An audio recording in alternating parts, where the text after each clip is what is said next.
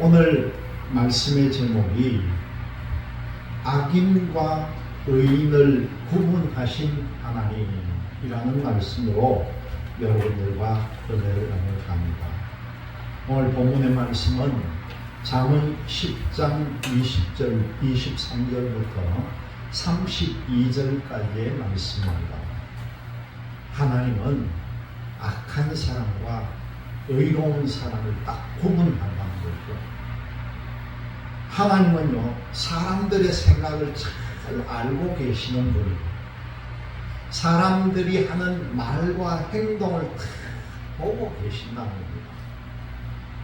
하나님의 영은 7명 하늘의 천사를 통해서 여러분들의 일거수일투족을 보고 듣고 계신다는 거예요.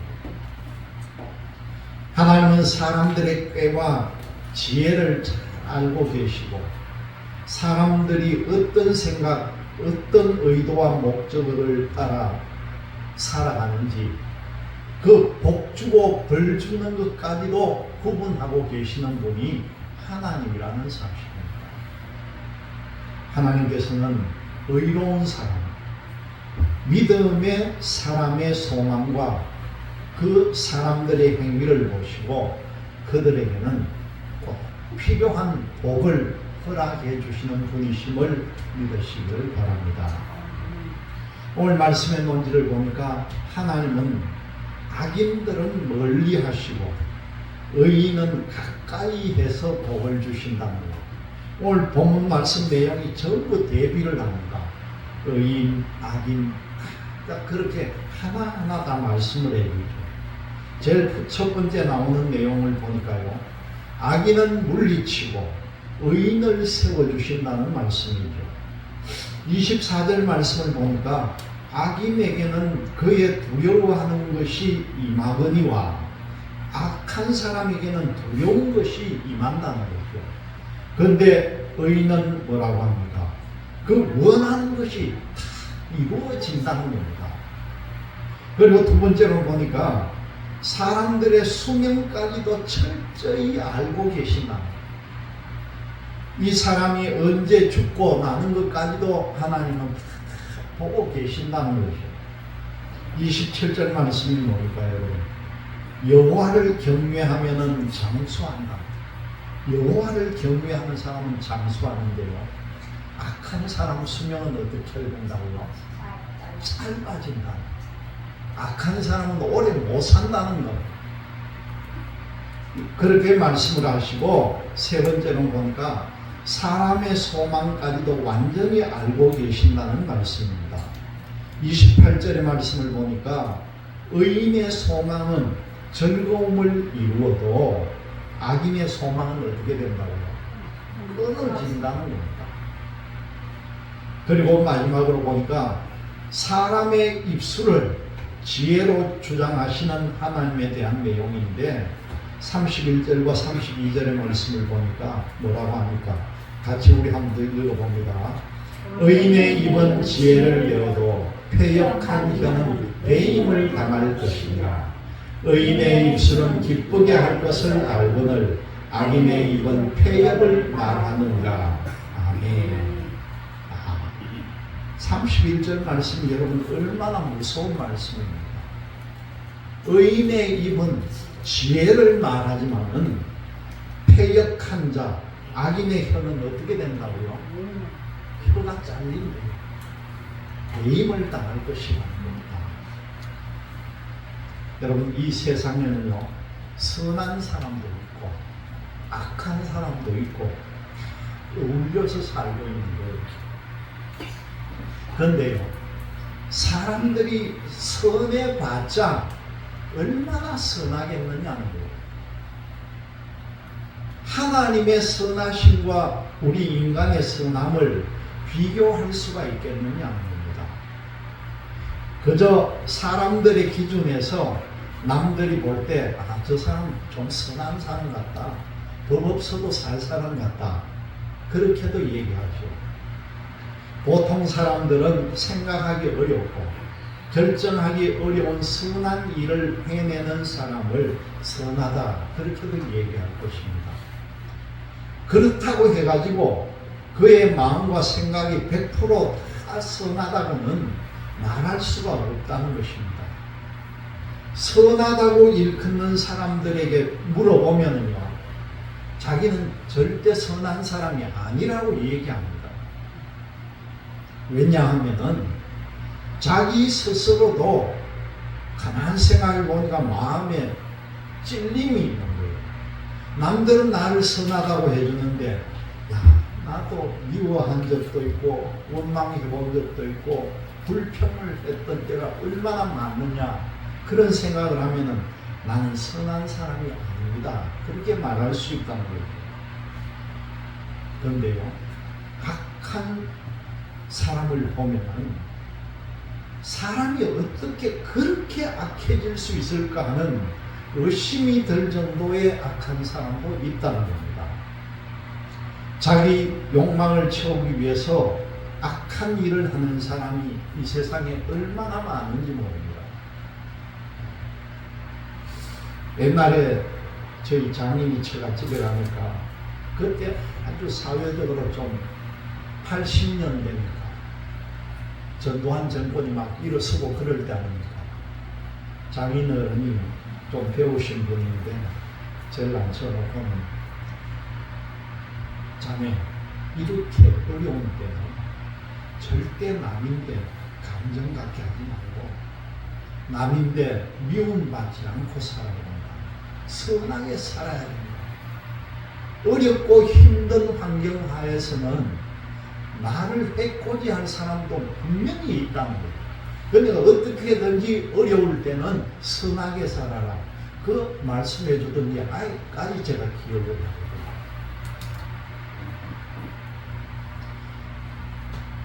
대부분의 전쟁을 일으키는 사람들이 보면요, 자기가 모든 게 다 옳다고 주장하는 사람, 자기가만 정의롭다는 거죠.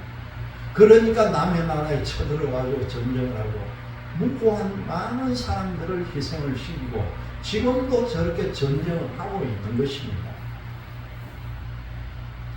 이런 사람들은 악하다고 비난을 받을 때에 그래도 자기는 자기 나름대로 선한 목적을 가지고 했다, 그렇게 변명을 한다는 거죠.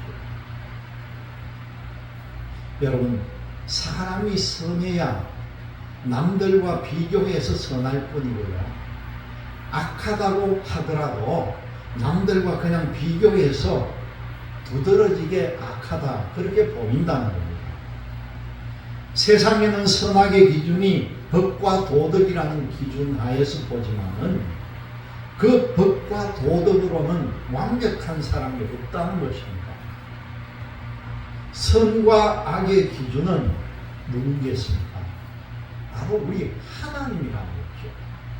선하고 악한 기준은 하나님을 두고 와야 된다는 겁니다. 예수님께서도 말씀하시기를 선한 분은 이 세상에 오직 하나님 한 분밖에 없다, 그렇게 분명하게 말씀합니다. 그러니까 하나님이 선하다고 하시면은 선한 것이고, 하나님이 가만 볼 때 악하다고 할 때는 악하다는 걸 우리가 깨달아야 한다는 것이죠. 첫 번째 보니까 악인을 물리치고 의인을 세우는 하나님에 대한 말씀인데, 이 잠언은요, 선한 사람과 악한 사람, 그리고 의로운 사람과 죄를 지은 사람으로 딱 구분을 합니다. 이 잠언에서는 지혜자가 아들과 후대 세대들에게 선하고 의로운 인생을 살아라, 그렇게 조언을 해주고 있습니다. 선한 일을 행하면 선한 사람이다. 원래 선한 사람이기 때문에 이 사람이 선한 일을 하는가. 세상에서는 이런 구분이 별 의미가 없다는 것입니다.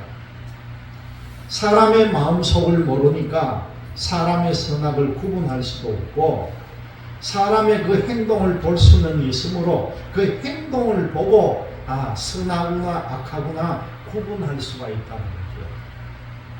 그렇다면은 선한 사람도 실수로 악을 행할 수가 있고, 악한 사람도 착한 척 하면은 선도 행할 수가 있다는 겁니다.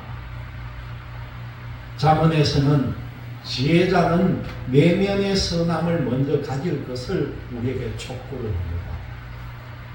내면이 선한 사람이 바로 곧 지혜로운 사람이랍니다. 사람이 즐거워하는 일이 있는데 어떤 사람은 악을 행하는 것을 즐긴다는 겁니다. 반면에 똑똑한 사람은 지혜를 즐거움으로 여긴다는 것입니다. 본문에 나오는 명철한 사람, 즉 똑똑한 사람은 어떤 상황을 보고 잘 판단하고 잘 해결하기 때문에 똑똑하다고 칭찬을 받는가? 그게 아니라는 거죠. 지혜 자체를 즐기는 사람을 향해서 명철하다 그렇게 말합니다. 하나님께서 악인과 의인을 다 보고 계신다는 거죠. 악인에게는 두려워하는 것이 발생을 하고 의인에게는 원하는 일들이 성취되게 한다는 겁니다.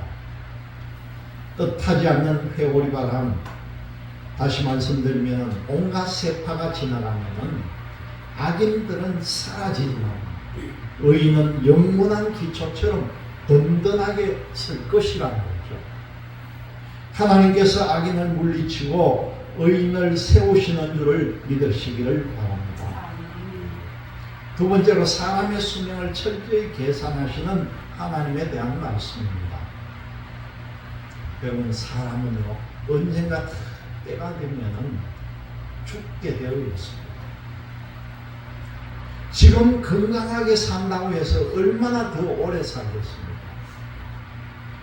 남보다 훨씬 더 많이 가지고 있고 또 큰 손주까지 본 큰 부자가 지금 가진 재산을 더 늘려야 한다고 고민한다면요, 그걸 쉽게 우리가 이해할 수가 있겠느냐는 거예요.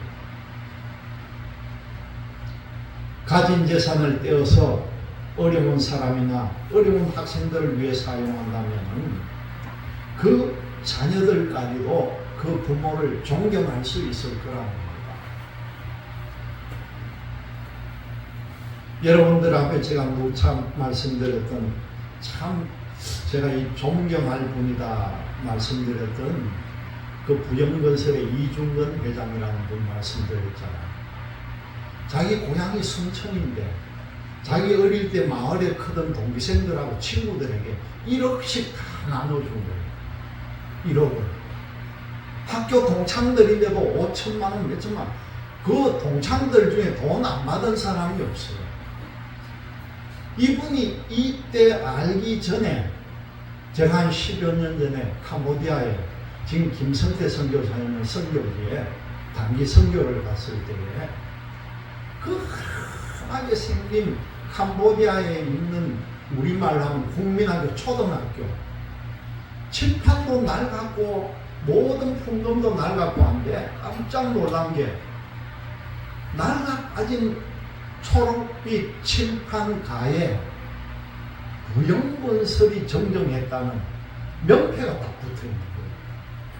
그래서 제가 그때 이종근 회장이 이 사람이 옛날부터 이런 일을 해왔구나. 그걸 그때 처음 본 거예요. 그때 얼마나 감동을 받았는지 모릅니다.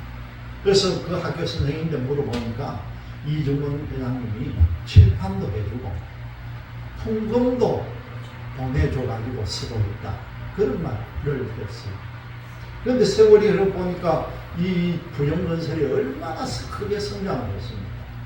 그러더니만은 수시로 돈을 학교에 기부를 하고 어려운도 보내고 하더니만은 자기 친구들인데 그렇게 넉넉하게 지금 다 쓰는 거예요.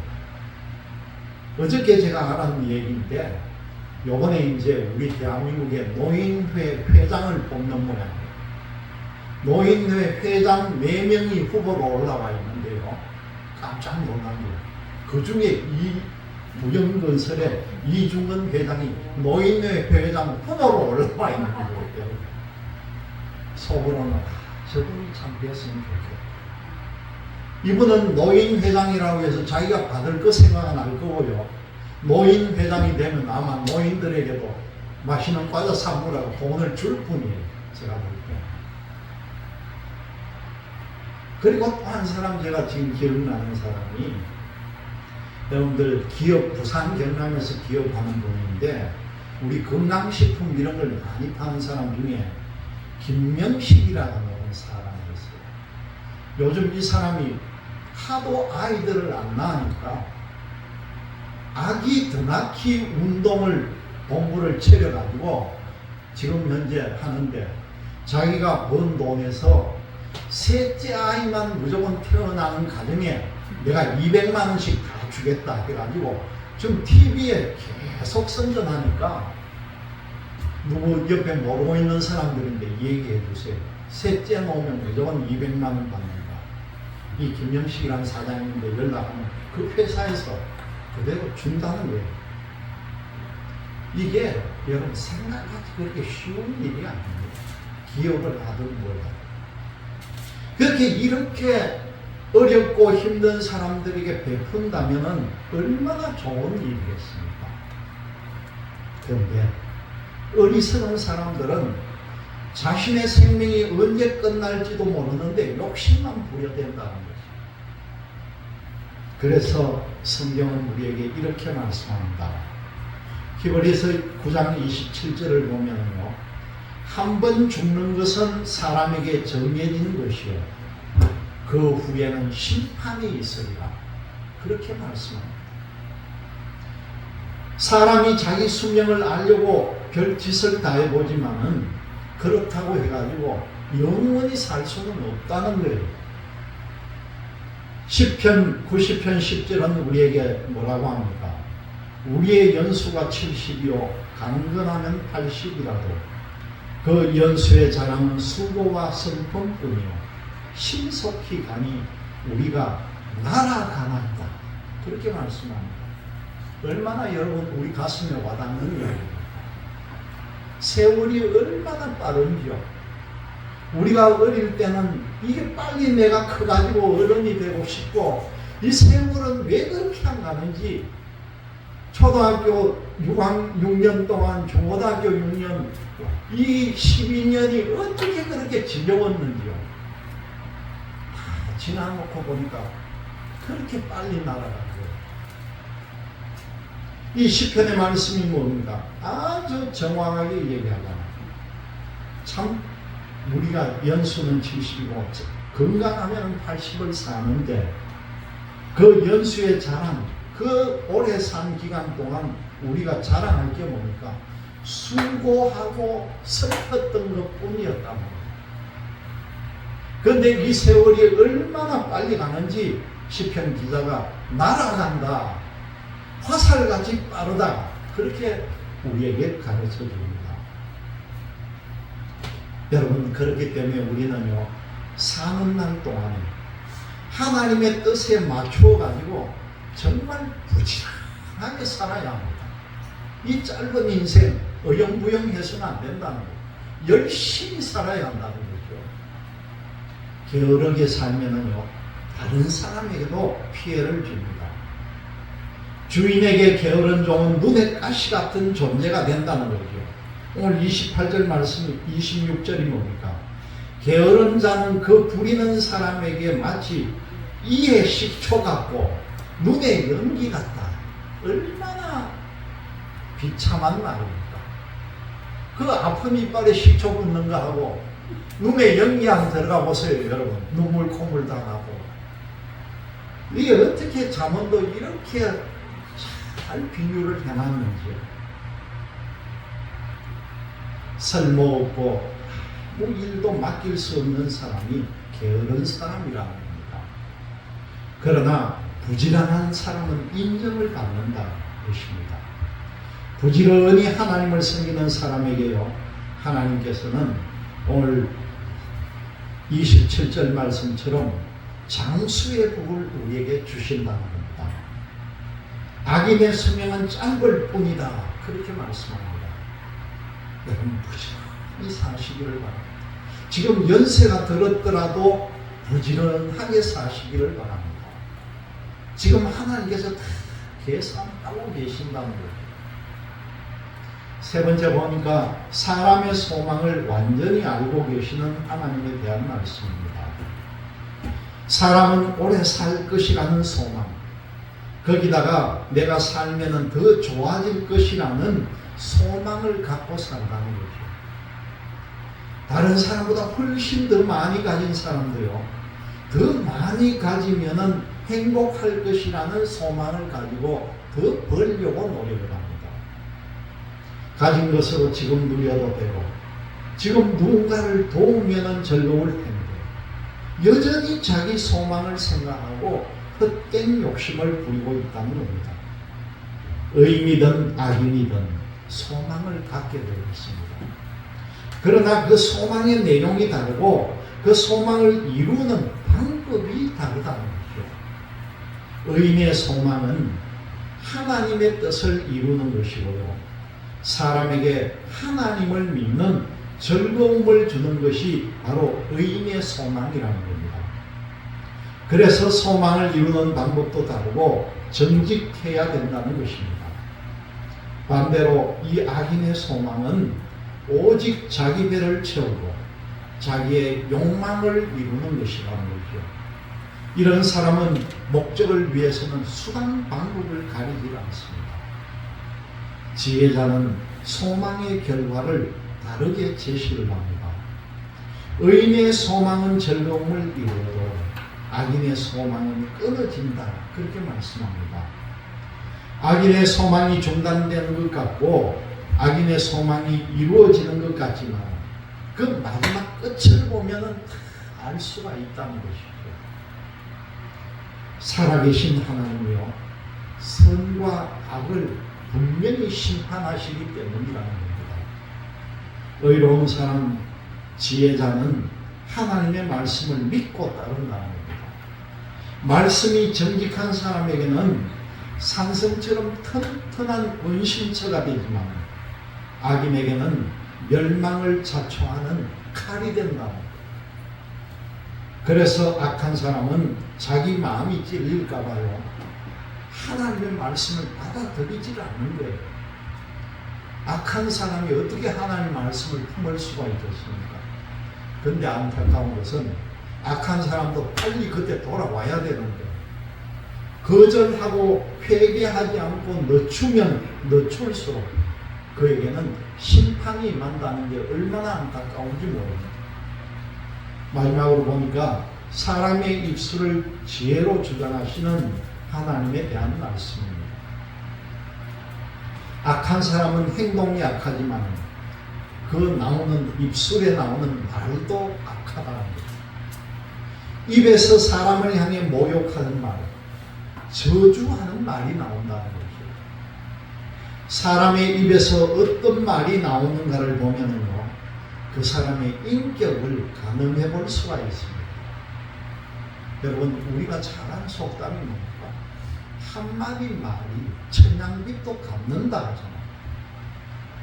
말 한마디로 인해서 인생의 멋진 기회를 얻을 수도 있고, 말 한마디 잘못함으로 인해서 인생을 나락으로 떨어뜨릴 수도 있다는 겁니다.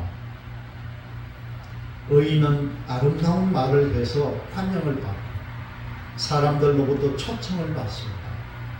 의인이 공간을 옮겨 다니며 선한 말을 할수록요, 의인의 위치는 더 튼튼해진다는 겁니다. 왜 그렇습니까? 사람들이 다 그를 존경하기 때문이라는 거죠. 반면에 악한 사람은 어떻습니까? 악한 사람은 환영해주는 사람이 없습니다. 다들 멀리해서 어느 땅에서든지 그 악인이 발을 붙이기가 어렵다는 것입니다. 의인의 입에서는 지혜가 나오지만요, 악인의 입에서는 어리석음과 악함만 나올 뿐이라는 것입니다. 여러분, 마태복음 7장 17절을 보면 이런 말씀이 나옵니다. 좋은 나무가 아름다운 열매를 맺고 못된 나무가 나쁜 열매를 맺는다, 그렇게 우리에게 말씀합니다. 여러분, 과수원을 가꾸는 농부든지 아니면 우리는 그 과일을 사먹는 소비자든지 간에 좋은 과일, 정말 좋은 걸 보면은 얼마나 감탄을 하고 좋아합니까? 내가 직접 농사는 안 지었지만 얼마나 기쁩니까? 그게 사먹는 입장에서도. 반면에요, 나쁜 열매는 아무리 싸게 준다 해도 먹질 않는 거예요. 보지도 않습니다. 여러분, 썩고 나쁜 열매는 짐승이 줘도 짐승도 안 먹습니다. 그걸 우리가 알아야 한다는 거죠. 하나님의 사람, 하나님의 말씀을 아는 지혜자는요, 그 입술을 열어가지고 하나님을 기쁘시게 하고 하나님을 이롭게 한다는 겁니다. 그렇지만 반대로 이 악한 사람은 하나님과 사람들을 아프게 하고 나중에는 진노와 심판의 자리로 던져진다는 것을 여러분들이 꼭 깨닫고 일평생 동안 의인의 삶을, 지혜자의 삶을 살아가는 여러분들이 되시기를 주님의 이름으로 기원드립니다. 아멘.